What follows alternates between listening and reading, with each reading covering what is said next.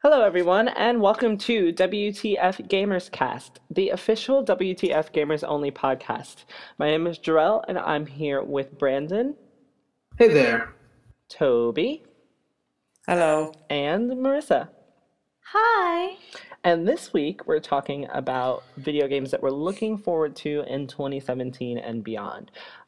This year's looking like a really good year for video games, especially with the Switch coming out, the PlayStation lineup that I've been seeing. There's so many things that are on the horizon, so we wanted to spend a little time talking about them and what we're looking forward to. So, Brandon, what are some of the titles that you're looking forward to for 2017? Well, I'm glad you asked. You said games on the horizon. Sounds like a perfect segue to Horizon Zero Dawn. Eh? So good. Anyway. That's almost as good as the Switch, man. Almost as good as the Switch. No, That's almost as good as the we're not talking about the Switch. We're not talking about that. Not yet. But no. Anyway, we're talking Sony for a second. So yes, Horizon Zero Dawn. I'm very excited about that game. It's a beautiful looking game. So it's like, from what I heard, it's like taking place in like the post apocalypse. Like the world was destroyed, but then they recovered. So now we're kind of like, the world itself is like full of nature. I guess kind of like a lot like how the primordial world was. Yet there's also machines because this is also so far in the future. So you have this beautiful mix of like nature versus technology. It's actually one of the reasons why I kind of like the Final Fantasy series, because the Final Fantasy series is kind of like this cool world that like mixes magic with Versus like technology. Yeah. Mm-hmm. It's just so beautiful.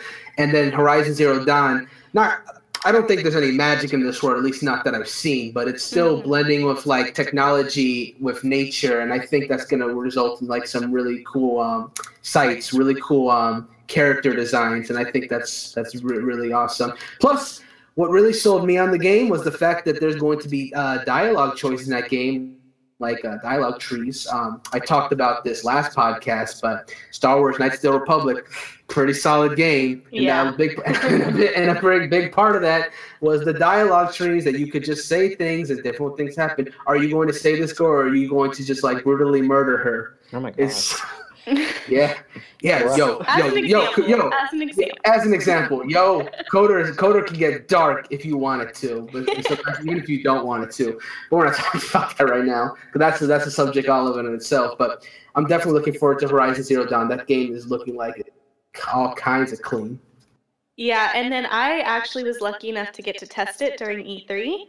And I have to say it felt so smooth, even just in a demo form. It just was so easy to pick up. The controls were really, really easy and simplistic to learn. You know, I didn't have to look over to anyone who was helping out at E3 and like, hey, how do I do this? How do I do that? It was just, it felt so natural. And what was actually kind of cool is I beat the demo, the objective we were supposed to accomplish, pretty quickly. And so I just got to kind of run around and explore.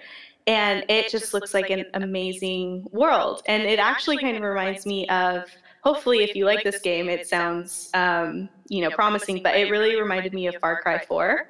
And just all the different things that you could do. It had a crafting menu, so that way you could, build weapons to take down these monsters or to tame them and train them. So, I mean, it just looks like it's going to have so much to do, and all of it so far seems really, really fluid. I love it. Gosh, I'm glad to hear that it controlled well. Like that makes me so excited, for real. Yeah, that's something that I wanted to comment on really quick. I love that you said it was so easy to pick up and play. Because, as you guys know, I just finished playing The Last of Us recently, and that game is not something that is easy to pick up and play. And making games that you're able to just grab a controller and, the games that are fluid, I think is a really important aspect to a game to me. If your game is not fluid, it's going to be something that I trudge through, and if I'm trudging through it, I'm not going to finish it. No matter how good it is, it's something that I think is detrimental to games if they don't have it. So I'm so excited to hear that it was something that you could just, pick up and go with. I personally have this game on my want list for 2017 and beyond as well, because I think it is one of the better looking titles that we're getting for the PlayStation. So I'm all about graphics. By far. Love beautiful worlds, lush worlds. I love great story, and so far everything I've seen on Horizon Zero Dawn has all of that. It is gorgeous from what I've seen. Like you said, Brandon, one of the things I love about Final Fantasy is the mixing of the ideas and ideals, and the I love that nature so much. versus machine thing. I think is going to be great, and just the art, the creativity, the uniqueness, and the way that this world looks. You cannot find a game that has dinosaurs made out of machinery that look like they belong in the world. There's nowhere else can you find this. That originality, that creativity. All of these things put together with the main character, who she looks like she's going to have great character development so far, and then I get even more excited when you talk about the different option choices for dialogue choices, things like that. This title is just building up to become better and better and better. So it's totally something that I'm looking forward to. I hope that they give us a demo beforehand. I don't know if they will, but I hope that they do, because I want to try it out as well. Yeah, I'd like to give it a little try before I play. I'm going to buy it anyway. But yeah. It's totally one of the titles that I'm also going to buy anyway. It's from Guerrilla Games, right? I think so. That sounds about right. I'll look it up just to be sure. I don't know. I think the only game that I played by them is Killzone Shadowfall when it first came out, when I first got the PS4 like 2 years ago.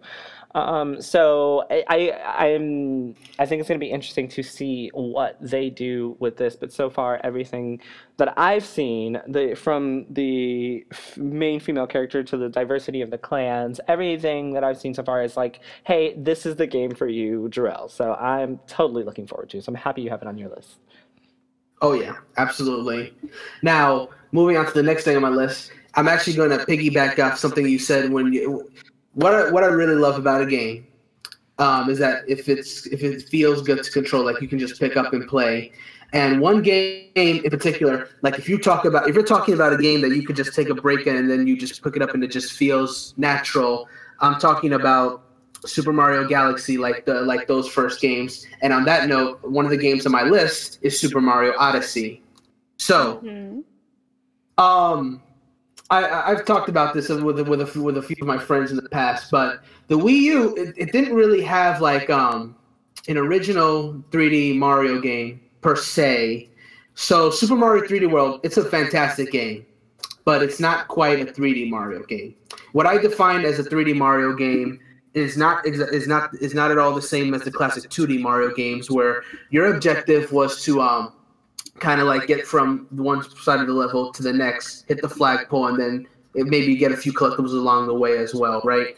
And Super Mario 3D World was basically that with, in a 3D space. And again, great game, but that's not quite what I was looking for, So Super Mario Odyssey is a return to form. It's more along the lines of Super Mario 64 and Super Mario Sunshine.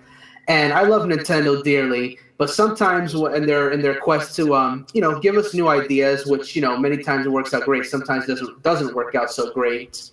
I feel like Super Mario 3D World, it was their attempt to maybe take the classic 2D Mario games and spin it into something that maybe that could be more modernized.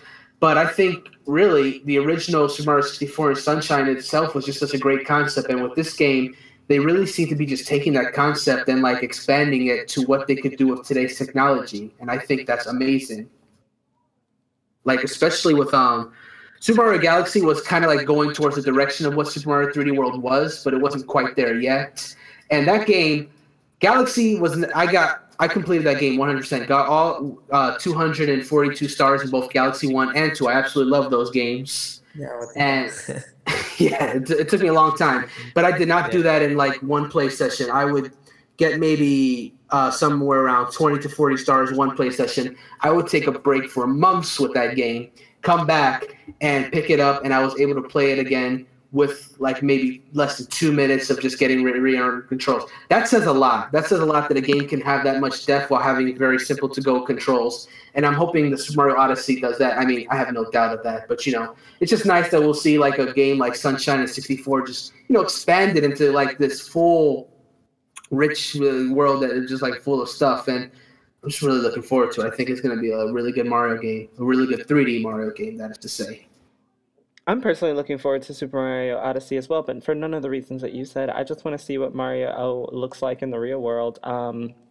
I know some people are like, no, I don't want that. But I'm excited to see how it works out. I've never played a Mario type game anyway, so we'll see what happens. Yeah, like that's a good thing about Mario games too. Like, they're just you could jump into any one of them and be just fine. And then if you like them, you can go back to other ones or not. It's just those kind of games. And that's another thing I like about that series. Cool. But moving right along, the next game that I would like to touch on would be Fire Emblem Echoes. So Fire Emblem Echoes. So we had that Fire Emblem Direct about 2 weeks ago, give or take.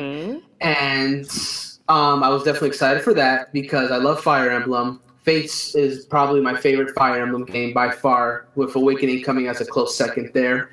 And Echoes is interesting because it is a remake of a game that never left Japan. So it's his first time coming everywhere else. So, well, Japan, maybe, I'm sure they're happy they're getting a remake of the beloved Fire Emblem game. We're just, it's a new game for us. From the looks of it, it looks to be like 2 different story modes, kind of story. Well, let me rephrase that. 2 different characters that seem to be both like the dual protagonists, each going through their own story, and it kind of like seems to be like switching off between them, which I think is a really cool concept. It's surprising that that's been around.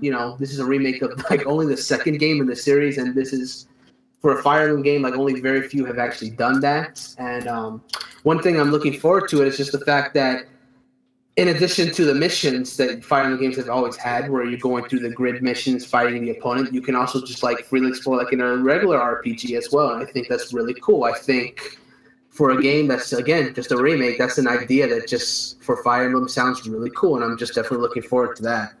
Let me say that go right ahead. I watched that. We watched the Direct together, actually. Yay, friends. Yeah. High five.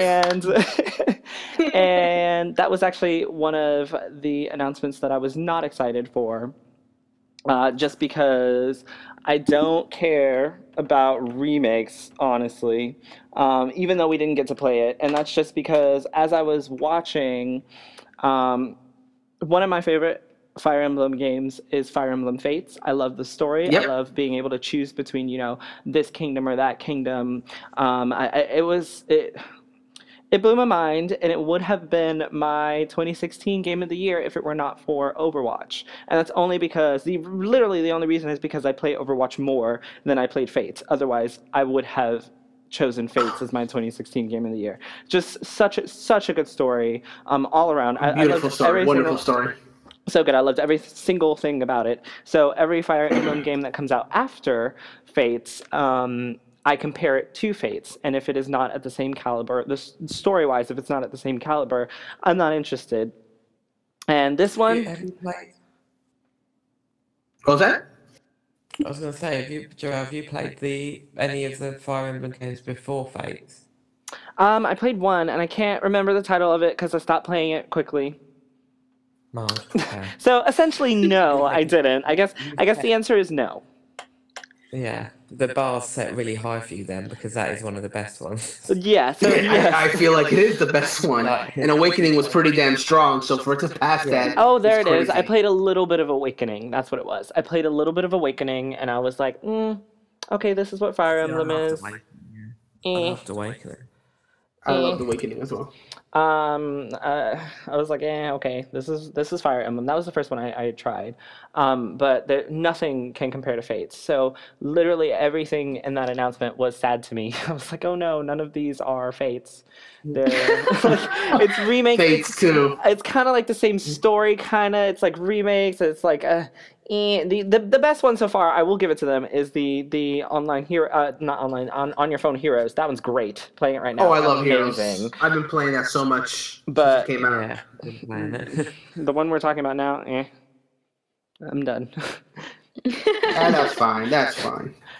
If you look, most of the series of the Fire Emblem series, most of the time the gameplay is pretty much the same. The same, only thing yeah. that changes.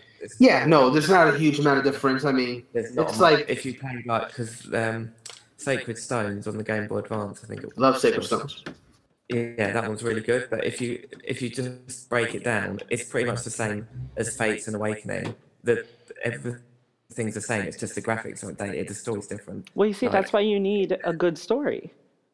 If your mechanics are supposed to survive, you've got to give me something great to go with it. And I don't want to play your rehashed Japanese version from years ago.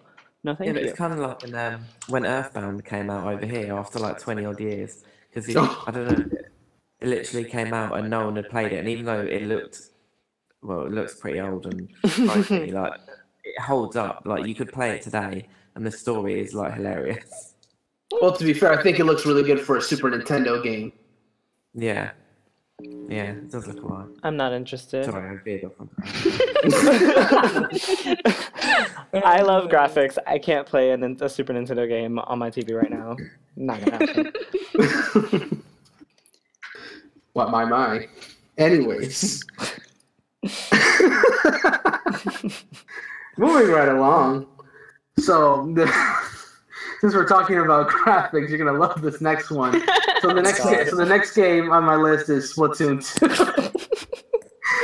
Yeah, that title is totally the epitome of graphics. Oh my gosh. Yeah, so the reason why I segue from that is because Splatoon 2, it's like you and I, General, have had a conversation about this before. Graphically, there's not much improvement from Splatoon 2 to from Splatoon 1 to Splatoon 2. But the reason why I'm so excited for that is because when I got Splatoon 1 back in 2015, when that came out in the summer for the Wii U, I was already attracted to that game because it was a colorful shooter that had very different mechanics than most shooters do. First of all, it's third person, very colorful. You're constantly engaged because even if you're not directly fighting an opponent, you're, inking the territory, so you're constantly doing something, and then you can just reload by literally moving around in the ink, which is phenomenal. And in fact, you can take down your opponents and get points for that, but what your goal is just like ink the territory, unless you're doing like the other multiplayer modes. But Turf Wars, which is that mode I'm describing, is definitely the one that people put the most time into, I definitely feel. Yep. And so, what's that? I said yes, I'm agreeing with you. Oh, yes, okay. So, yes. So, and another thing I liked about that is Splatoon 1, when it came out, didn't have a lot of content right away. But what I liked about it is the fact that as it kept going, we kept getting free DLC, like as little as 2 weeks at a time in most cases, with new weapons, new updates, new maps, and all that kind of stuff. It kept me going in because I wanted to see what was new, and oftentimes I liked what was there. Like, there was a lot of new cool stuff. The story mode, by the way, is like phenomenal. Splatoon 1, like it was like a platforming game, and it was like you had to solve puzzles, and like as you shoot your way through the environment, it was very fun. There's like some really nice boss battles. So phenomenal. Yeah, it was great. It was like a really. It's a strong word, isn't it? What did you say? It's strong, but I think it's appropriate. You said phenomenal is a strong word to use. Dang. The story mode of the Splatoon, I thought I would have said that was the weakest point, one of the weakest points of the game, because it didn't really have much story. Okay, because I was confused. There was a story. No. Like in terms of like storytelling, no, it's rather typical Nintendo fare to like not have like a phenomenal story mode for these type of games. I'm talking more about just like the gameplay. Like at the end, the boss battle was really good as well. At the end. Yes, that's what I was referring to. The boss battles and the platforming and puzzle solving. That's what I really liked about that story. Now, that being said, moving on to Splatoon 2, why I'm excited about it, among them is what's going to happen in this story mode. So, again, I'm not expecting much as far as story mode. My bar is kind of low there. But if I were getting more weapons and more along the same kind of levels that we got with the first one, I'm definitely in for that. We had also talked about this a little before. Like, The last Splatfest I had with Splatoon was Callie versus Marie, and the winner of that contest was Marie, and it seems like Marie has a large role this time around. So I feel like the fans of Splatoon might have actually influenced what's going on with this story. Just saying there, but I'm just looking forward to multiplayer modes because there's a lot of new weapons. I like the new weapons that are available. I see a lot of new maps. There's new specials. Like I watched the Treehouse stream they did the day after Splatoon 2's announcement. And I like the new specials that they have. I hope some of the old ones return because some of the old ones were good as well. But it's just they just showcased a whole bunch of new moves, and I think that's really cool. You can dual wield as well. You can have 2 guns. You can have 2 guns, and you can dodge roll. It's such a silly thing to get excited about, but it excites me a lot. Dual wielding is pretty good. I love me some dual wielding. That's my thing in shooting games. I dual wield in everything I can dual wield in.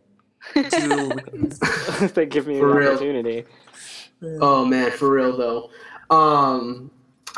This is a slightly off topic. I'm going to continue my list in a second. I've been playing this. Have any of you ever played Red Dead Revolver?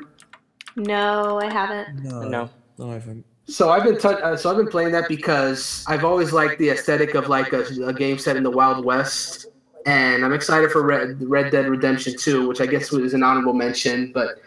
I can't say for sure that I'm fully excited because I'm only playing Revolver and I'm going to play Redemption a bit later when I have my gameplay. Oh, your next game is Red Dead Redemption 2? It's an honorable mention because... okay. Yeah, no. I just don't know enough about Red Dead Redemption to actually put it on the list, but I like the aesthetic of it. Mm-hmm. That being said, Revolver is absolutely nothing like Redemption as far as I've seen. That is definitely more of an arcade-type game, go through a level and then take down the enemies with its story mode, or Redemption is like an open world game. Anyway, the reason why I got into this subject is because Red Dead Revolver has multiple characters. One of the characters you play as, his main weapon of choice is dual revolvers, and he was easily the best character to play as in that game. Oh. So I love me some dual wielding, for sure. But last but not least, as far as my list goes, I'm going to be talking about The Legend of Zelda Breath of the Wild. Nice. Again, yes. Yes, so Breath of the Wild. Oh man! So I've been in this Zelda game for a while. You know, I've been playing. My first Legend of Zelda game was Majora's Mask for the N64. Went back to Ocarina of Time a few years after that, and I've been playing. I like the 2D Zelda games too, like the ones that have the top-down perspective, but I don't love them as nearly as much as I like the 3D ones. The 3D ones, I finished every single 3D Legend of Zelda game. Wow. I absolutely love them. Like you have this space. I love the aesthetic of it. Like I kind of like. It's a bit oversaturated in today's media, to be fair, but when it's done right, I kind of like the whole kind of quasi-medieval feel of the series where you're going through this world, meeting all these like beautiful creatures, different species, and all that kind of stuff. Is that what you get from a Zelda game, really? Yeah, I would say so. Like I enjoy. There's different. Yeah, it's different lore. There's loads of. Oh yeah, plenty of lore. Like Zelda games, much like again talking about Nintendo and their story time, they storytelling rather. Even with Zelda, which is surprising, they focus on the gameplay first and then they do the story. And so at times, I don't like these games. What's that? I said that's why I don't like these games. Yeah, exactly. I mean, if you're playing Zelda solely for the story, it's hit or miss, quite frankly, because not every Zelda games have stellar storytelling. It's funny. One of the Game Boy games, Link's Awakening DX, its story seems very simple, but it has a very dark twist near the end that I don't think anyone expected out of a Game Boy game. But that's neither here nor there. I'm certainly not going to spoil it for anyone that hasn't played it. But moving on, so. I like seeing all the different species, like the Gorons, which are the rock-eating people who are like part rocks themselves, the Zoras, who are like fish people, and then other Zelda games will have different species, like the Ritos, which are like hawk people. I was about to say Makar. The Koroks, who are like the plant people. Like there's yeah, there's just so much variety of them. But I just like exploring the Zelda games. Like there's always quite a bit to do, but it never feels overwhelming. You have so many side quests where you meet so many different interesting people. You can like look at things. Then when you're doing the story, you're going through the dungeons and solving puzzles. Sometimes how you defeat the combat is not a huge thing in Legend of Zelda, but what I love about it is that enemies in themselves are kind of like puzzles, especially the bosses. You have to figure out how to defeat the boss. It's a puzzle in of itself, like the rest of the dungeon was. It's not so much reflexes like you would in an action game or anything like that. You have to figure out its weakness, hopefully after not taking too much damage, because some of those bosses hurt, and then taking them down. Yeah, it's just all the things that you've said Zeldas aren't usually is everything that this Zelda game looks set to be. Like, it is going to be a massive world. It is going to be all the races coming into one. It looks like set to have everyone, and then there's like so much to do. And that's what I love about it. It seems to be like a full imagining of what Legend of Zelda has always been, where it's like exploring and meeting people and solving puzzles. I'm just blown away by the fact that this game, in addition to the regular dungeons, which have been confirmed, there's also going to be like 100 mini dungeons with like shrines, and they also have their own series of puzzles. The amount of stuff that you have to do in that game is going to be absolutely nuts. It's taking. I was talking about Fire Emblem a second ago. Awakening is kind of like the best of Fire Emblem. This feels like it's going to be kind of like the best of Zelda in many ways. There's certainly, in a world that size, going to be no shortage of side quests. There's going to be plenty of exploration, and you're going through Link with his story mode and everything like that, which does look like it's going to be a way more detailed story. And that leads me to the next subject on this thing. This game is going to have voice acting, which tells me that they're going full in on story this time. It's okay. Like there's gonna this story is I feel like is gonna go places. Well, they've already said Zelda plays a bit of a pivotal role. Like, she plays a very different role. Well, I would hope so. The games are all named after Zelda. Now, Gerald, you say that, but there are literally Legend of Zelda games that Zelda does not even appear. So, you guys are just like the one I just mentioned ago, Link's Awakening doesn't have Zelda at all. It has a girl that looks a lot like Zelda, but Zelda is not in that game at all. Of course not, because, like you said, Nintendo doesn't give a crap about story. Yeah. About gameplay mechanics first, which is why I'm so confused. I will say that I'm also excited for Breath of the Wild a little bit. I haven't played a Zelda game. I've tried playing a Zelda game, and I quickly get uninterested. I don't know if it's the mechanics or the story or a little bit of both. I thought the only one I could play was Majora's Mask, because that one just called to me story-wise. I love Majora's Mask, my personal favorite Zelda game. But I hope so. It looks like the best one. But see, I don't know how I feel about Breath of the Wild, honestly, because Zelda is not a title that I look forward to. And from what you said, literally, it is everything. It's like what you guys said. It is literally everything that is a Zelda game is not. So are you saying it's great because it's not what a Zelda game is? And if that's the case, then I don't know whether I want to actually play it and call it a Zelda game, because it's so different. But I guess it would be so familiar to someone who has played it. I don't know. It's not on my list. And that's all I'm going going to to say. The same thing again, then people just moan because they're doing the same thing. That's true. Yeah, it's definitely a seesaw with them as far as the. But it's going what you were saying. There's definitely a lot of differences there. Like the fact that it does seem open world. A lot of people would say it's a departure. I don't really think it is, honestly, because the original Legend of Zelda game for NES was kind of that, where you just could go anywhere and do it and whatever. And actually, a lot of people have been saying this is like, what if the original Legend of Zelda came out today, but we had full access to technology, and that's kind of what we're getting here. Sure to be and the also same game. Like,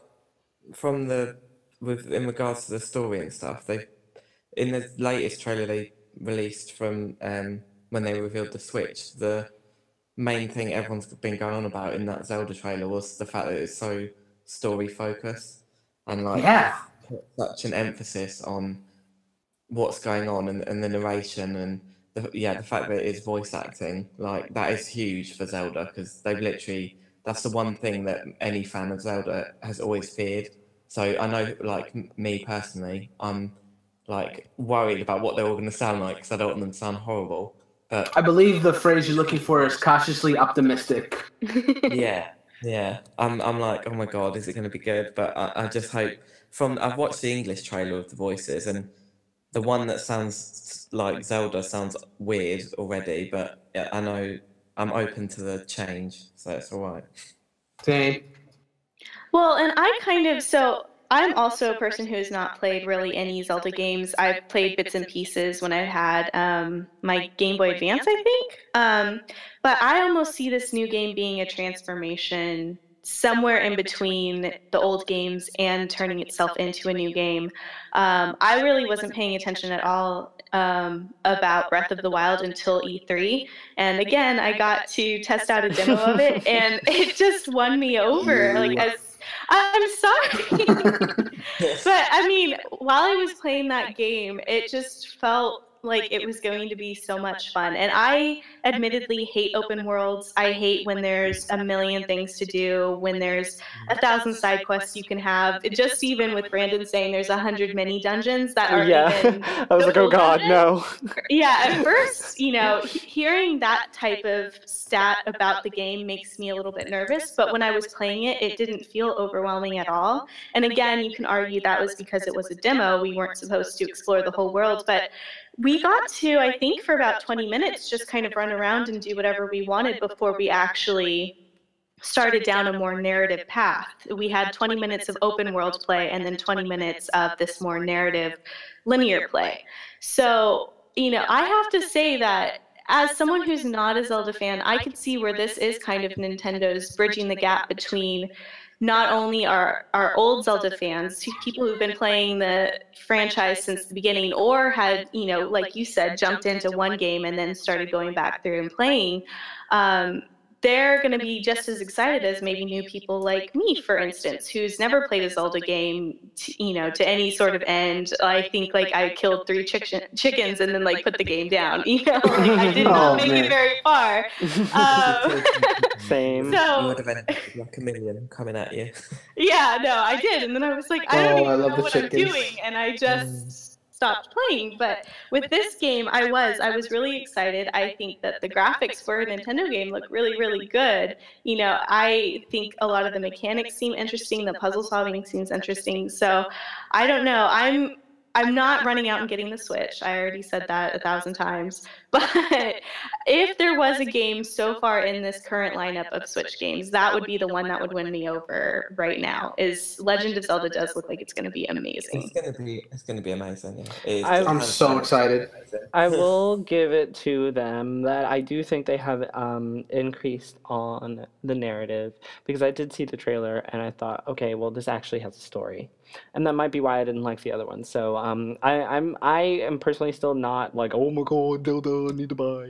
But it's probably because I haven't tried it. To be fair, if you never played a Zelda and you're not into Zelda, you wouldn't be like that. So it's not. Yeah. It's not right.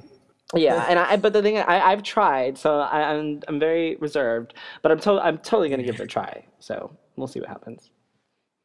Cool. And that about does it for my list. So if anyone wants to move, take it away. Toby! All right. Go for it. So, what's on your list? Oh, no, I'm not ready. Marissa, take it away. Half of my list is gone because Brandon said most of them. Oh, okay. Well, what's left? So I've actually mildly forgotten half mine. One of them is Yooka-Laylee, which definitely that's obviously been going on for a while now, and it's just had so much hype, and the fact that it's a spiritual successor with Banjo-Kazooie and that whole franchise is just, it looks so similar, and like it just looks like everything I loved about Banjo-Kazooie, but in a modernized with better graphics in this day and age, and it just looks so much fun. I don't. Yeah. It just looks. Really good. Which, by the way, for anyone really quickly, for anyone who hasn't, who's listening, who hasn't read, Marissa and Toby both have articles about why Banjo-Kazooie and Banjo-Tooie is better than the other, because they disagree on that, and they're really interesting reads. Check them out. Sorry, continue. No, it's fine. Thank you for the plug. Of course, that's what I'm here for. I was just about to say, kind of piggybacking off of what Tobes was saying, is that I was such a huge fan of the Banjo-Kazooie franchise, both games. They're both amazing games. If you haven't played them, I recommend that you try to. He says Kazooie's better. I say Tooie's better. Whatever. Water Under the Bridge. They're both great games. I actually agree with Toby. Just throwing that out there. Oh my god. Sorry. Anyway. 2-1. Anyways, it really is reassuring, and it makes me so happy to see that Yooka-Laylee has so much in common with Banjo-Kazooie, because I know that Toby and I had talked about it, and we have both agreed that nuts and bolts is something that we do not talk about. But in this sense, I'm going to bring it up because I don't know if you've heard, but Banjo-Kazooie got murdered by nuts and bolts when Microsoft bought Rare. By Microsoft, I think, and Rare, yeah. I know, and it just went wrong. They didn't even look right. Well, not just that. So I'm going to tell you a little bit of a story. It's not too long, but when I first heard about nuts and bolts, I was excited. I went out and bought it day one. I threw it into my Xbox 360, and the first 5 minutes of the game, when you load it up, is an NPC, a character tells you, well, nobody wants to play the games like they used to be. Are you serious? Yeah, that's I remember hearing dialogue. And wow. It broke my heart as soon as I started playing that game, because that's exactly what I wanted to do. I wanted this to be my childhood game again. So I gave it a couple of I wouldn't even say hours. I gave it like maybe an hour, and it just was an abomination to me. So to see Yooka-Laylee, I'm so thrilled. I'm so excited. This game cannot come out soon enough now that I know that it's gold and it's ready to go. Like, I'm so on the hype train. Hey, Marissa, let me ask you a quick question. So you're talking about how the the beginning of the game like literally laughs in the face of the old fans, right? I heard that it even went as far as having you actually collect things and then giving you that message. Is that true? You know what? It's been a long time. I have a horrible memory, but I do remember like the brief prologue to it starts out almost kind of in a funny way. I was thinking it was going to have a good turn to it, but you see Banjo and Kazooie have put on a shit ton of weight. At this point, yeah, I remember that. Yeah, Crimtilda is just a skull left after everything that had happened. Oh my god, and no, really? Yeah. Yeah, she's still alive somehow. She's got no tissue. It doesn't look like she has a brain at all, but she's still alive. And it has you run a brief obstacle course, which of course you're failing because, you know, Banjo-Kazooie are out of weight. They're out of practice. They haven't done this in a long time. You know, so at first I was thinking, okay, this is going to be kind of cool to reintroduce people who maybe haven't played the games, or people like me who haven't played them in a long time, to the mechanics of the world and everything like that. But then that piece of dialogue gets dropped on you like a fucking atomic bomb on your childhood. And then you decide that you're never playing nuts and bolts again. And the power off, and that comes out of the machine. That's exactly what happened. Yeah. Oh my god. So that's why I was so excited when you mentioned Yooka-Laylee. Even the I don't know if anyone saw the multiplayer trailer. I think one of us. Oh no, that Marissa wrote about it. Yeah. Yes. Yeah, even that little multiplayer mode looks really.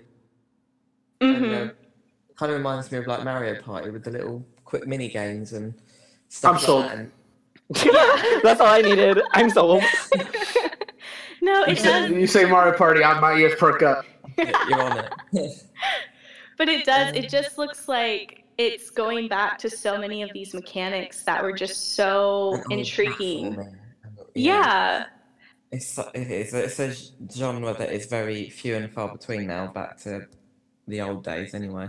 I know. I feel like other than some of the Mario games that have come out, ones that I personally haven't played, but I feel like Mario is really the only big name in platforming nowadays. You know, there's some indie games, of course, but 3D platforming anyway. Yeah.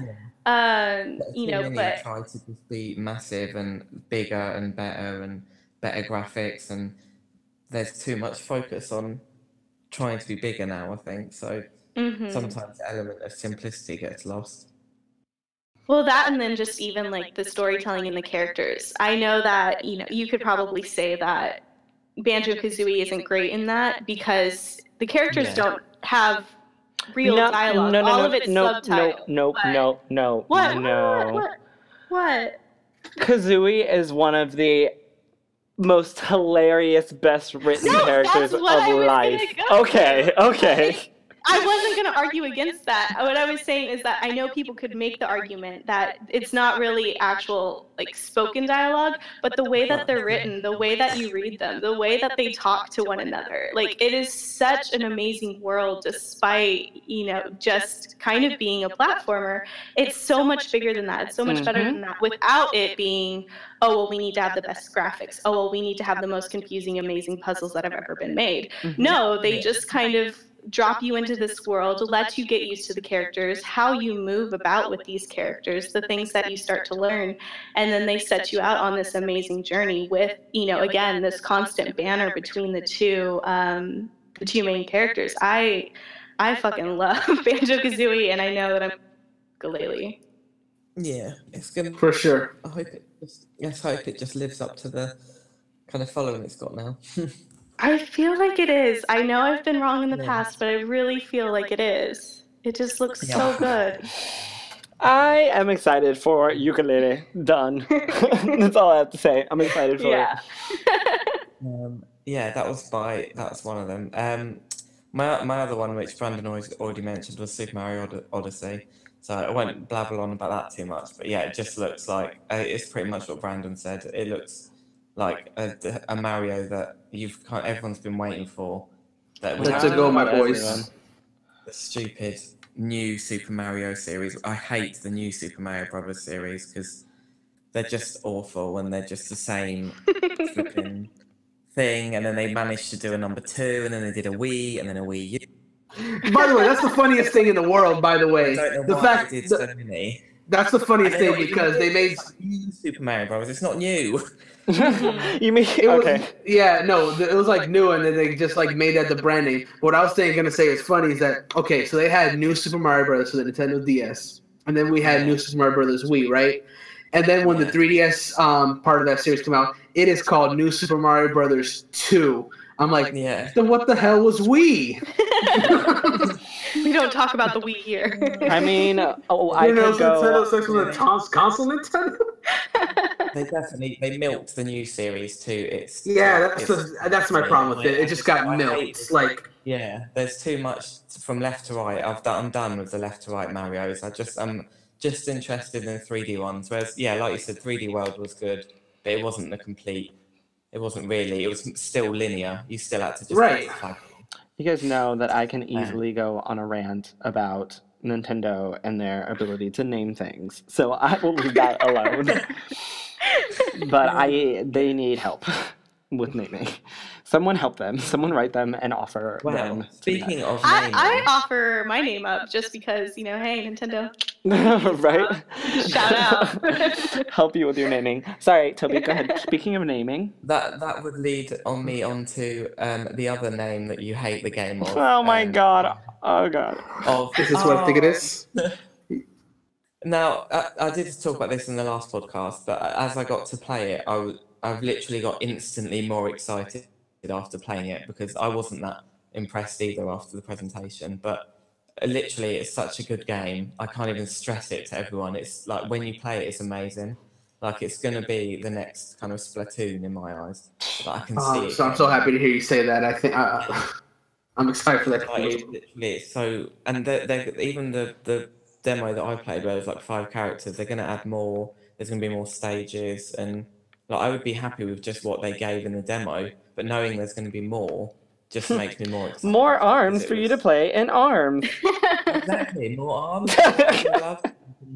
You can switch your arms out and switch your arms out in ARMS on the Nintendo Switch. You don't have to play with motion controls, so that should be good. Because I know I definitely would. I don't think I'd want to play with motion controls all the time, but it just it's a lot of fun to play, and it's a lot deeper than it looks, and it's good. It was good fun. I did not know that was one of your titles that you were looking forward to. I thought you would just pick it up. I didn't know it was something you were totally interested in. Wow. Yeah, definitely. Yeah, it wasn't like I said, but it just became one, and I was like, okay, this is. I could feel it bubbling. I thought this is good. feel it bubbling in this arms thing. That's cool. That's cool. And then the last one would again be Zelda, but we've discussed that in quite length. Although I would like to just point out, it surprises me greatly when you say about the story, because literally the first thing that when my first Zelda game was Link's Awakening on Game Boy. Good choice. Since then, I've literally played every handheld, every 3D Zelda game. I've played them all, and I've gone back and played Zelda 1 and Zelda 2.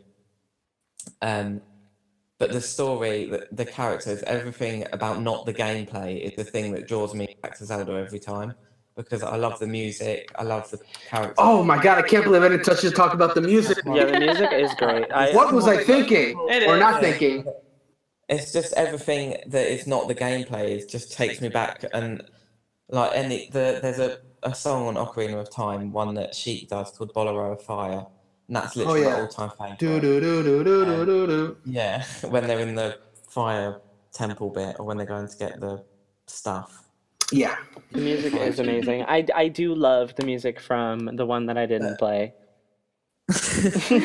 Majora's Mask. Majora's Mask. You didn't play? Majora's Mask. Okay.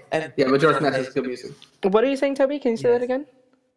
Sorry, yeah, I was just going to say, so the fact that because in past Zelda games, they haven't really emphasised the story, it's just been there.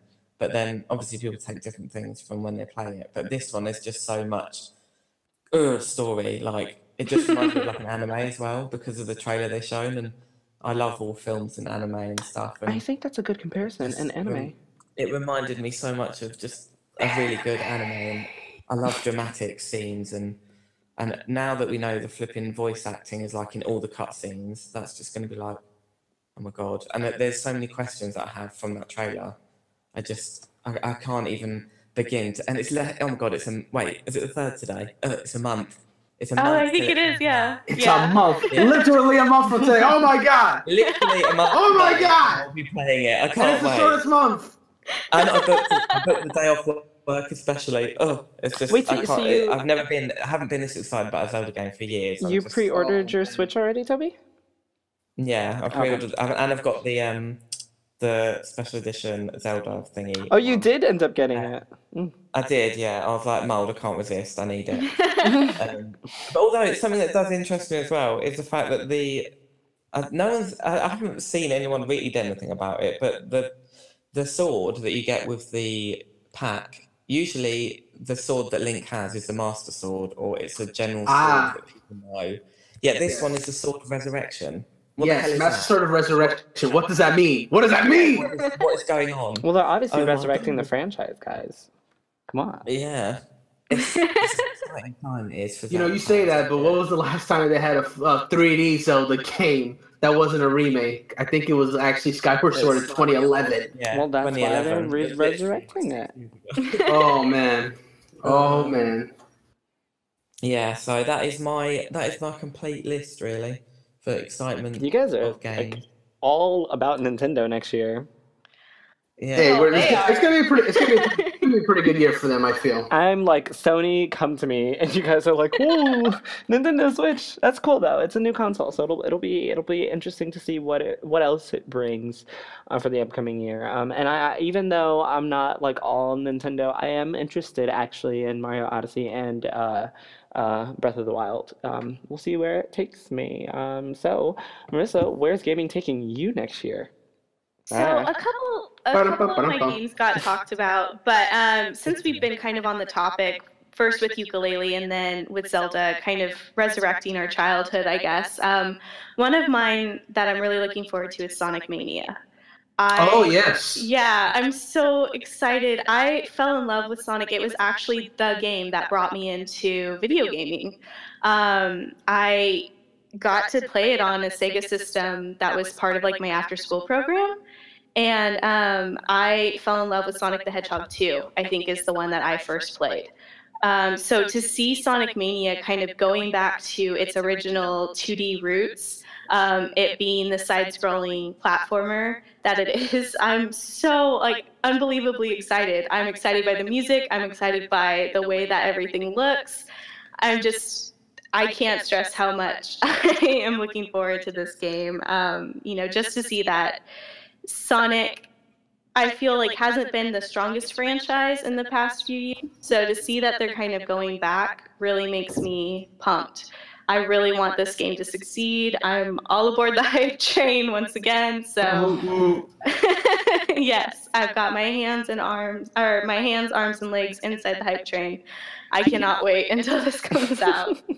I'm so glad that you brought up like going back, because I remember when they did that. Quite frankly, last year when they did that debacle of a Sega show where they showed off those games, but when they showed off Sonic Mania and I saw that trailer, I was like, "Whoa, hold on! Yeah. This is I got some chills watching that trailer. Like you know, like it looked really cool. Now to be fair, my personal start as far as Sonic games was Adventure 2 Battle. So I feel like I have more of a connection to like the 3D Sonic games, but I do love me some 2D Sonic, and this one looks like it's gonna be good. And what's funny is I literally have no idea what it is. It's a 2D game. Yeah. It's a 2D Sonic game that's kind of like it's a new game, but it's like definitely retro inspired for sure. Mm-hmm. But no, what I was gonna say was when I was looking at the when the Switch came out and they showed Sonic Mania Nintendo Switch reveal trailer, I got excited because I thought that was a new trailer. Mm-hmm. And then it was literally just the exact same trailer, but now it's just like switched at the end. But my mind was like, well, screw you, Nintendo. I'll happily watch this trailer again. You can't win. No, I know. I'm so excited to see that. It's because it's not a remake. It's not. I think that they are redoing some of the levels, but it's not just like a remake of. It's going to be entire new worlds. I'm really excited to see what kind of new mechanics there are, because I've heard rumors, nothing that I can say is confirmed or not. But, you know, they're still going into this with new technology. They're still going into this with, you know, our modern way of making games. Well, so I'm really excited to see what's kind of in store. It's a game that I don't know as much about as some of the other titles I have written down, but you know, it's just, I'm so excited. As soon as I saw Sonic, the way that I remember it growing up, like, I was on board. That's cool.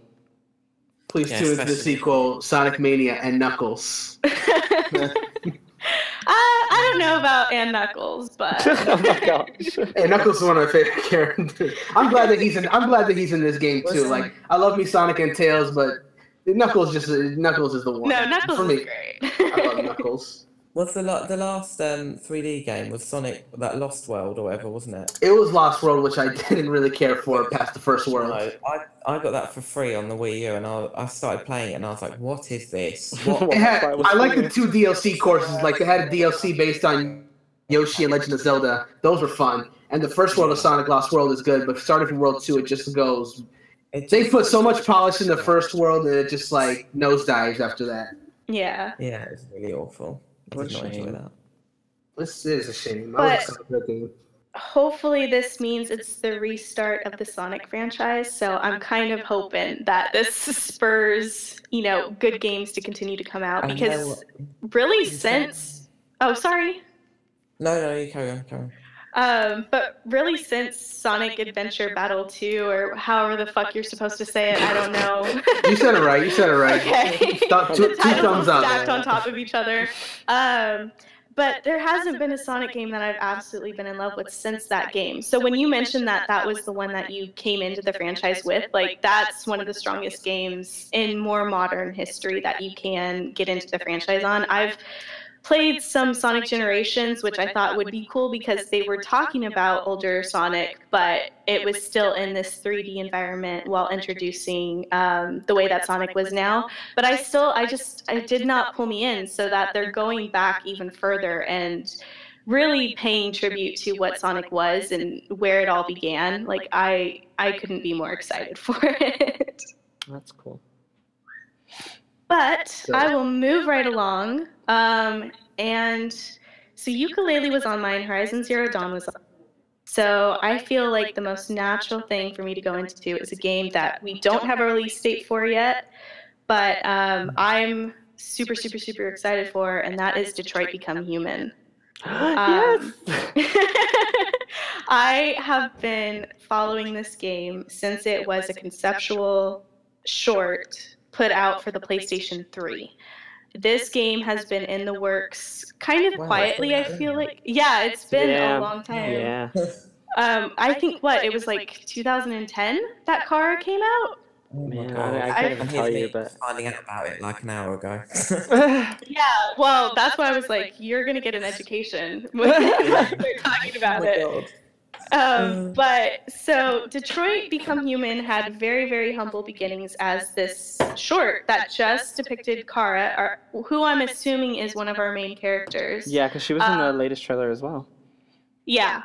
And so Kara is an android being built, and this android is really to be bought and used however an owner sees fit, however a human sees fit to bring them into their home. So it shows her going through speaking handfuls of languages, her saying that she could be a maid, she can look after the children, she can even be a sexual partner if she needs to be, if that's why she's being bought, and then as she's walking through this very technical process of being ready to be shipped off somewhere, she starts to realize that she can feel things, and she's starting to feel emotions about being taken away somewhere and bought by someone and used by someone. And it really showed this fear inside of her, and it actually made the engineer, who had never seen an android like this kind of malfunction on this scale, feel a human connection to her. And he agreed that he wouldn't mention it, shipped her off the way that she was. So when we finally got, God, what was it, for E3? We got another Detroit Become Human. Yeah. Yeah. It years was later, not. Yeah, it was like 6 years later, we finally got an actual trailer with Kara in it, talking about Detroit Become Human. And I remember just like losing my mind. I was so close to almost crying when I saw Kara. It was out in the real world and was showing us this game that was coming out. So if you've been like me or Jarrell, who's watched this short from the beginning, I think it's just like, there's no way to describe how exciting this game is, to see it grow from this little tiny short that had no context, that, wasn't tagged onto a game title that was coming out soon, to finally know that we're getting it as a video game is just incredible to me. I'm so excited for the story. It's by David Cage and Quantic Dream, and they've done amazing work before. If you're going to talk about choices and dialogue trees, this is a game for you, because it just has so many layers. It has so much depth to it. There's so many things that it looks like you can do correctly, incorrectly, or that you're not necessarily wrong in doing, but then it might still impact you further down the line. Even talking about a game like maybe Until Dawn, where it has this butterfly. Oh, I love Until Dawn so much. Yeah, it looks like it's going to be kind of a combination of all of these really complex decisions that you're not even entirely sure how they're going to affect your game until much later. We see that in one of the most recent trailers that shows an agent, Connor, who's supposed to be rescuing a girl who's been taken hostage by an android. And that trailer plays through for you how many different ways the scenario could go. That Connor fails immediately and gets shot by this rogue android, that the two of them go tumbling off the building, but they've saved the little girl. So it's going to be so interesting when it comes out. Like, I'm so excited to see it, and to see where Kara is now, and to see this sort of android revolution it looks like we're building up to. I feel like it's been done time and time again in movies, but it looks like it's still a different take, where we're not being on the same level as androids, but we're looking at it through their eyes of this oppression and just trying to come to terms with who you are. It's not us from a human perspective looking at it. It's us being in the shoes of these androids that, we treat like shit. So I'm really excited to see where that narrative is going to lead us, how we might even have someone like Kara who has this malfunction but isn't rogue and isn't attacking people, how we have androids that look like they are, and how we have androids like Connor who still seem like they're in perfect working condition in the terms of they are made to serve humans. So I don't know. I'm just so excited for this game. I think one of the things actually that got me... Oh, I'm sorry. No, go ahead. I think one of the things that got me even more excited was seeing the E3 trailer and realizing that, you know, I don't know what part Kara, of course, will play in this, but what I didn't expect was it to be some form of, like, you know, CSI type first-person game where you are this android and you're making android decisions. I had no idea that it was going to be like, okay, you are the detective in this situation, and everything that you do determines whether this person is going to live or die, essentially. And I think I'm really looking forward to it story-wise, because putting us as, you know, humans with emotions, of course, into a situation where now we are playing a robot who doesn't have these emotions, so we might not get the same options that, you know, we would get if we were a human. We've already got, like, we're in a position of prejudice already. We're in a position of this must go right because of the prejudice that we have as robots. So every decision that you make, and then of course you throw in a child, so all on of those, top of it all. exactly. So all of those things, one on top of the other, I think, just makes it one of those really dramatic, like, what would you do type of situations. And it reminds me of The Walking Dead, when I first played it, and every decision was like, oh my God, am I doing the right thing? That type of tension in a first person, like, single player role playing game is something that I look forward to, because I know that the story is going to be amazing already at that point. And that trailer just showed me all the opportunities on top of everything that you just discussed. You know, it can also be more than that. You know, what's going to happen with Kara? What else is going to happen in the story? So it's I'm looking forward to it, just like you. Yeah, because even if we look at Heavy Rain, you know, we had, what, I think 4 playable characters? Yep. Yeah, we had 4 playable characters in that game, so I'm still feeling like we're going to at least see 2 more, maybe depending on how the story evolved. But, you know, you kind of did play a detective character briefly in some of those scenes, but then you also took turns being other people living other types of lives. You know, you lived as the victim of your son's disappearance and your son's early death. You know, both of your children have had these horrible things happen to them. You know, you play as a woman that at first you don't really see how she fits into it, but of course as the story goes on, it makes more sense. And then this other private detective who's just doing his own research on his own. But like you were saying, it even brings in a more dynamic situation that we as humans would feel, okay, this is the right decision we're making, but we aren't seeing the world as someone like Connor would be, where he's going to be a lot more factual. He's going to be a lot more in line with what he should be doing and how that will affect the story. Yeah, just how that will even affect the story from our own point of view, translating to the game. You know, like, I'm so excited to see how it all plays out, and I just hope that I was lucky enough in Heavy Rain to make it through with everyone surviving and, like, having technically You're a good amazing. ending.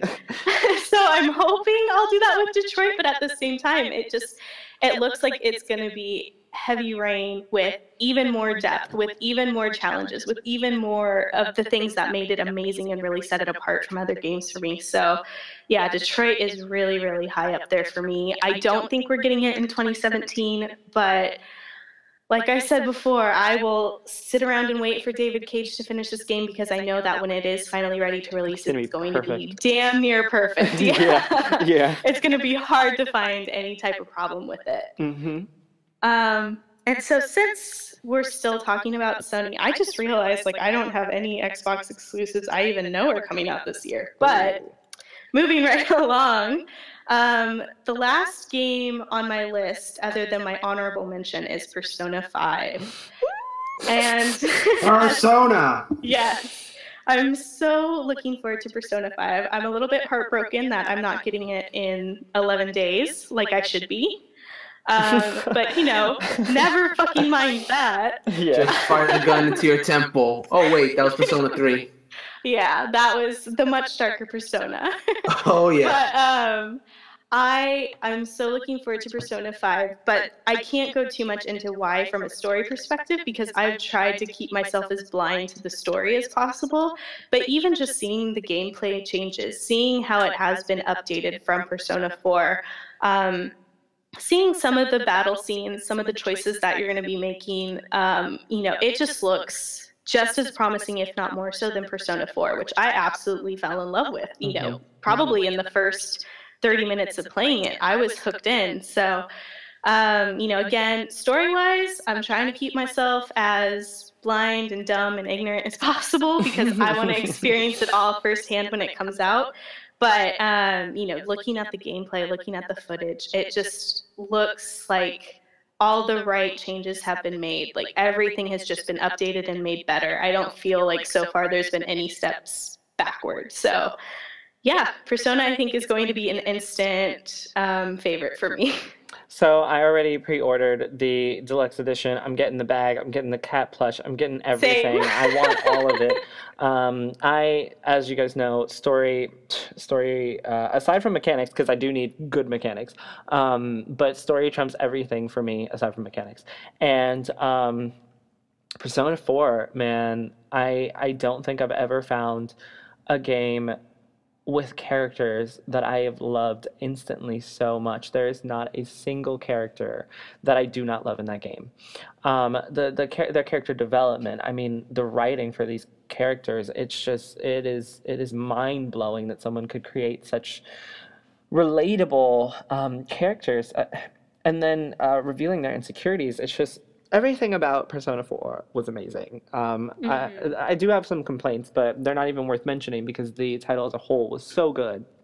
So when I saw Persona 5, and then I was like, oh, Phantom Thieves, I'm going to be a villain. Like, I just started thinking, like, okay, well, I'm not the same guy in Persona 4. I'm not like this hero this time around. So where is the story going to take me this time? And, from a character development standpoint, how will these characters develop if, they're not the cookie cutter good guys anymore? Or are they the good guys? And if they are the good guys, why are they thieves? Like, how does this work out? So I'm already completely intrigued by that. Plus, I love the art style. Everything that I've seen about this game is beautiful. Transition screens, loading screens. Like, how can you have a beautiful loading screen? Like, Atlas knows how to make their like, I can always appreciate an RPG that has some good-looking menus. Dynamic menus. I remember seeing the customization screen for the first time. I think it was in one of the first trailers for Persona 5, where you go over to select weapons, and he actually pulls out a gun on the menu screen while you're going through and checking what you want. And so I saw that, and just even, like, in the UI, so much attention has been paid to this game. Like, yeah, it looks so amazing, and I can't wait to get my hands on it and lock myself away and play it. Yes. Okay, I'm done. I can go on for days, so I'm done. That was on my list too. I love it. Yeah, and we can go into more about it easily, but the last game I'll throw out there, it's one that has been out for a while now on the PC, but it's finally coming to consoles, which is what I play on. So it is Dead by Daylight. And this is kind of like an answer to, I know that Jason is coming out, Friday the 13th is coming out, but I have been intrigued by Dead by Daylight from the minute I watched gameplay of it. I think it is so interesting. I think that it's everything that a game like Evolve could have been. For anyone who isn't familiar with it, it is kind of a 4 versus 1. One of the players is the killer, and the 4 people are the survivors trying to get away from it. That's interesting. As you kind of reenact this sort of scary movie scenario of just trying to escape with your life. And I think it's going to be a lot of fun. The more you play, the more perks that you unlock and things like that. So it has some complexities to it. I think that, as someone who's new going into a game that's already been established, it would be difficult. But if it comes to console kind of as is and levels don't carry over, like, I'm really looking forward to starting it as soon as it drops, and playing through as a survivor and starting to pick up some of these perks and learn the maps and things like that and figure out how to use these different killers. Because I think as it is right now, there is the chainsaw guy, the trapper, the wraith, the nurse, and the newest killer. So I think there's 5 killers in total. I'm excited to get my hands on each of them. The character design has been amazing for the killers, to kind of keep them diverse, keep them different and interesting as they keep releasing new ones. So I'm really looking forward to it coming to console. I can't wait to see it, continue to develop through DLC and stuff like that. So I'm looking forward to it. Yeah, I did watch it on, I know because we talked about it, I watched it on Twitch, and I was like, oh my gosh, what is this game? It looks really, really cool. And I agree, it is going to be for console what Evolve should have been, so I'm also looking forward to it as well. Yeah, Evolve is kind of a sad story. I love that game, I still do like it, but it really fell apart really quickly. But I feel like Dead by Daylight has had so much life in it on the PC. So it's going to be awesome to see something that has that same type of mechanic, at least from, a very general standpoint, come to the console and see how well it's going to do. So I know I'm one of the people who's going to be testing it out immediately, playing it, and hopefully keeping it going strong. Yeah, I think one of the reasons it does so well, based on what I saw, to quickly say this, is the mechanics are complex. Like you can, there are talent trees that you can go in, and once you figure out how to play this, I mean, you can become if you're the monster, a one-person like killing army, and that other team is going to have to work really hard to get around that. Mm-hmm. And on the opposite end of the spectrum, I mean, these characters have some abilities, and as long as they're working together, you have no chance. So I think the deep mechanics in it is one of the reasons it stays as a top-watched game on Twitch. So yeah, it's going to be cool. Yeah, instead of just running in, shooting everything, and hopefully killing a monster. Mm-hmm. But that completes my list, with my honorable mention included. So, Jarrell, what else is on your list? Well, most of my list has already been mentioned, which included Detroit Become Human and Persona 5, and Horizon Zero Dawn. The ones I have left are, as an honorable mention, Crash Bandicoot, because I have to buy it. Like, there's no way I can't buy it. I'm excited for that. Oh, God, I'm glad you said that. I was literally thinking of that when... I was like, Crash Bandicoot. Yeah, you have to. Like, it's just one of those titles that if you had it before, you already know what it is. And just being able to play it again, being able to share it with people who've never played it, being able to bring it back to a younger generation, being able to see it on my TV, like... I don't even know when's the last time I saw Crash Bandicoot on a television set ever. Like, I can't even tell you. It's been so long. That is a platformer that is perfect. I have no complaints about the original Crash Bandicoot. So seeing it again in HD is a dream come true. I'll say that much. But... I was just saying, it does look good, yeah. It looks really good. Yeah. So I've never played a Mass Effect game. I've been seeing some stuff about Mass Effect Andromeda. I've only heard good things about Mass Effect, so that's one of the titles on my list. Days Gone. I saw the trailer for Days Gone. I saw all the zombies running after this dude. I saw like the gameplay. There's so many zombies. I was like, oh my gosh! Like I really want to get my hands on a controller and like just try to kill them all or run or see like how this game works. What are the mechanics behind this? Can we escape these zombies? Like how? I think I liked it because it was one of the games that I saw, and I was like, in a real zombie apocalypse, I feel like it would be much more like this than, okay, here's 2 or 3 coming towards you, let's kill him. These are bloodlusting, brain-eating things that are on their way to fuck your shit up. So let's make a game where it's like, all right, amped up tension, and if you give me a storyline with some amped up tension and the proper mechanics, I am sold. And Days Gone looks to be exactly what I'm looking for in that sense. So that's totally one I want to try out that I'm looking forward to. And Nier Automata, I played the demo. Yeah. Played the demo, completely sold after the demo. I played through the first Nier, and I played Drakengard 3, and I love the stories for those. I love the writing for them. And Nier Automata literally takes all of that and brings it to another level. And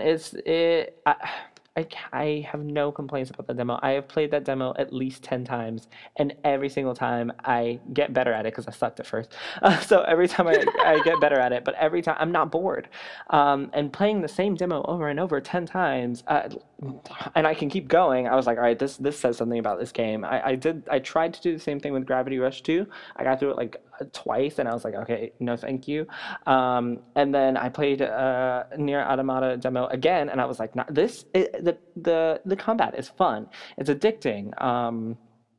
If no one has played it, towards the end, there's a sequence that I won't spoil, but that ending sequence was great. Within the amount of time that it takes to play that demo, I fell in love with the characters, both of them. They have personality from the beginning, whether you like them or not. I mean, you're attached to them by the end of this demo, and if they could do that in a demo with combat that's that fluid, fluid is the word of the day for Nier. Yeah. Like today's podcast is brought to you by the word fluid. Yes, and if there is ever a game that is fluid, so far it is that one. So I can't rave enough about it. I've told everyone that I know to play it. I know that it's not going to be for everyone, but if it is for you, it's going to be something that you're going to love and you're going to want. So that is close to the top of my list, under Persona 5, but really close to the top of my list. And finally, I have State of Decay 2. I played the original. I thought it was so much fun. It is a title where it's another zombie apocalypse title, but it's also like a builder. So you've got these characters that you play as, and the characters can die. And once the characters die, you have to switch to the perspective of another character, and they all have different abilities. And then you build your bases, and you protect your bases, and you go out and you hunt for stuff as these different characters. You're driving your cars, you're doing all this cool stuff. And they showed State of Decay 2, I believe at E3 for Microsoft, and it's literally the only title that I have for the Xbox One that I'm looking forward to. So hey, Microsoft's in here. But something that I wish that the original had was multiplayer. I would have loved to bring my friends over, given them 2 controllers, and been like, all right, guys, let's go run zombies over in a car, bring some resources back, kill shit, and make sure that we don't die. Like that's what everyone wants to do. You know, when you have your zombie apocalypse daydreams, it's with your best friends, killing shit and bringing shit back. Like, come on.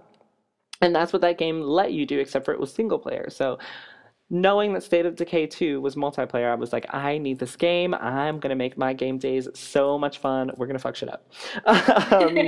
And drive cars. It's basically Grand Theft Auto with zombies and your friends. And that already sounds amazing. So that is another one that I'm really looking forward to just for the multiplayer aspect. So that, yeah, I think that's everything on my list that you guys haven't mentioned so far. And everything you have. Did I have anything for the DS? No, I didn't, because I don't even know if there's anything coming up. So yeah, that's it for me. Any last titles that we might have missed before we sign off? I don't think so. I just can't wait for Detroit, dude. I'm so excited.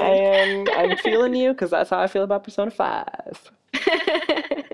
I just can't wait. I'm locking myself in a room and just same blitzing through it, like you said. Can we be in a party chat while we play through it together? Oh my god, that's gonna be great. It's gonna be so much fun. All right, well, if that's everything, this has been a wonderful chat. Thank you guys. Thank you everyone for listening. We're obviously from WTF Gamers Only. Check us out if you get the chance. Let us know what titles you're looking forward to in 2017. You can write us on our website. You can write us on Facebook at WTF Gamers Only. You can write us on Tumblr, Twitter. You can also write us on our personal Twitters. Mine is at Jitrel, Jitrel. What about you guys? I'm at Vomit Monster, but the O's are zeros, so keep that in mind. I'm at Toads325, just the same as my name on the site. You can find me at Mr. Louis Don, so that'll be a capital M, lowercase r, capital L, and then the rest are lowercase. UIDON. Yeah. Yes. Cool. So if you guys have any suggestions for what we could talk about on our next podcast, or any ideas for games that we might have missed, you can check us out. And of course, you can check out our opinion pieces. Like I said, we got that great Banjo-Kazooie back and forth between Marissa and Toby on the site. So you should totally check it out. The Banjo Wars. Yes, the Banjo Wars. Is Banjo-Kazooie better than Banjo-Tooie? Let us know what you think as well. And we'll talk to you guys next time. Bye, everyone. Bye. Bye. Later.